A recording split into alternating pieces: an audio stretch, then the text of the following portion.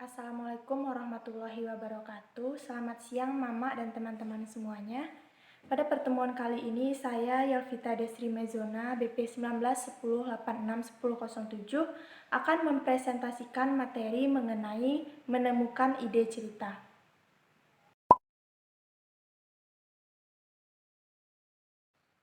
Ide cerita merupakan unsur penting dalam membuat skenario film. Ide cerita itu sendiri merupakan gagasan atau gambaran mengenai sebuah cerita yang kemudian dituangkan ke dalam skenario film. Dalam membuat skenario film, ide cerita ini dapat bersumber dari dua hal.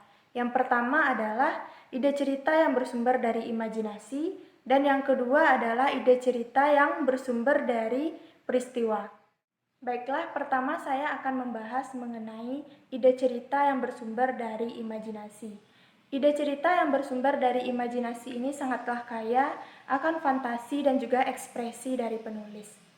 Fantasi dan ekspresi dari penulis inilah yang kemudian melahirkan sebuah cerita yang direalisasikan secara visual. Ide cerita yang bersumber dari imajinasi ini biasanya mengangkat tokoh-tokoh fantasi dengan latar ceritanya yang jarang kita temukan di kehidupan nyata. Untuk membuat cerita yang bersumber dari imajinasi tidaklah mudah, karena di sini penulisnya dituntut untuk mempunyai kreativitas dan juga imajinasi yang luas agar bisa merangkai dan menyusun sebuah cerita yang menarik. Selanjutnya adalah ide cerita yang bersumber dari peristiwa. Seorang penulis skenario film dapat mengangkat sebuah cerita berdasarkan peristiwa ataupun kejadian yang terjadi di sekitarnya.